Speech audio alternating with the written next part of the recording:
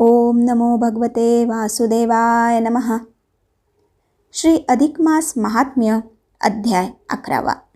या अध्यायाचे नाव आहे वैधृती आणि व्यतिपात। चला तर मग या 11व्या अध्यायाला सुरुवात करूया। ओम श्री परमात्मने नमः। श्री गणेशाय नमः।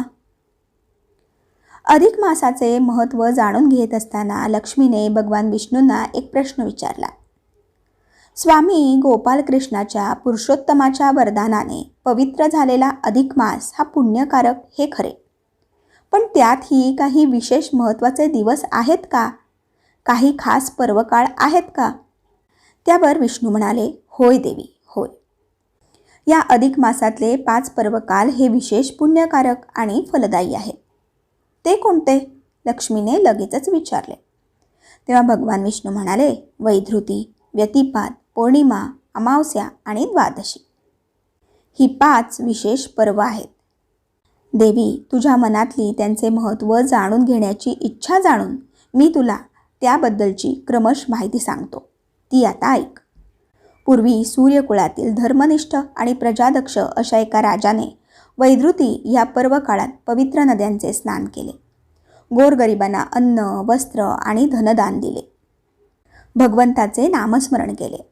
आपल्या नगरीत धनधान्याची सुबत्ता राहावी, परचक्राचे भय असू नये, दैवी किंवा नैसर्गिक कोप होऊ नये आणि सर्व प्रजाजन सुखी असावेत यासाठी अनेक पूजापाठ, यज्ञयाग इत्यादी केले।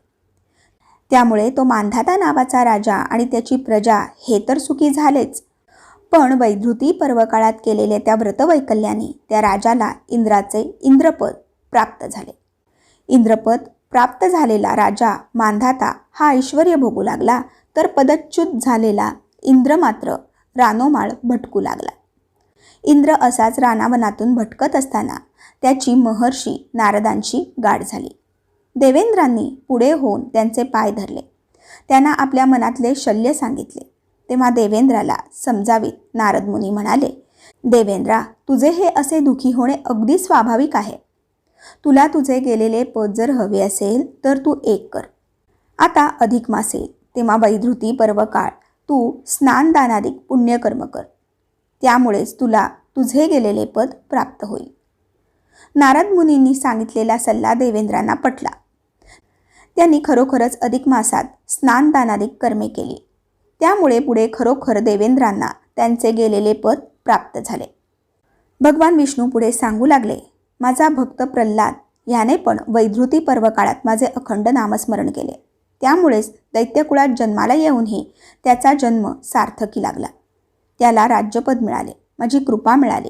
इतकेच नव्हे तर माझा प्रिय भक्त म्हणून घेण्याचे भाग्यही त्याला मिळालेच। ह्या पर्वकाळात ब्राह्मणाला ज्या वस्तू दिल्याने पितर संतुष्ट होतात, पुण्यपदरी पडते, त्यात तिळाचे लाडू, फळे, खारका, सुपाऱ्या यांचा समावेश आहे।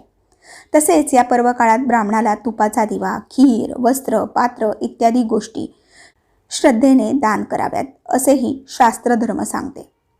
अधिक महिन्यात जे 5 पर्वकाल आहेत त्यातील पहिला आणि मानाचा हा दिवस, त्याला मोठा मानही आहे, कारण ह्याच दिवशी शंकर आणि ब्रह्मदेव यांनी स्वतःही अनेक पुण्यकर्मे करून पुण्य पदरी जोडले आहे।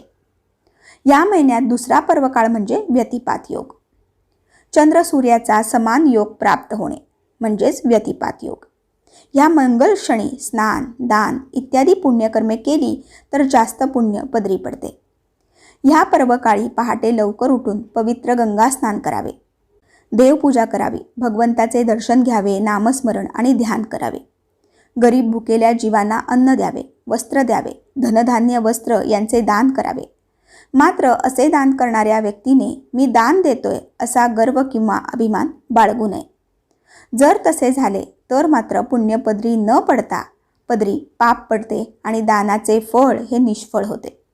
देवी, या 2 योगांप्रमाणेच पुढील 3 पुण्यपर्वकाळाचे महात्म्य मी तुला सांगणारच आहे। तो सर्व भाग तू आता यथाक्रम श्रवण कर। भगवान विष्णूंच्या या वचनाने लक्ष्मीचे मन अधिकच आनंदून गेले आणि इथेच आपल्या अधिक मास महात्म्य अध्याय 11वा समाप्त झाला। पुढील अध्याय श्रवण करण्यासाठी आपल्या या लिसन विथ पूनम या चॅनलला सबस्क्राईब करून ठेवा, म्हणजे पुढील सर्व अध्यायांचे नोटिफिकेशन तुम्हाला येत राहील. धन्यवाद. ओम नमो भगवते वासुदेवाय नमः.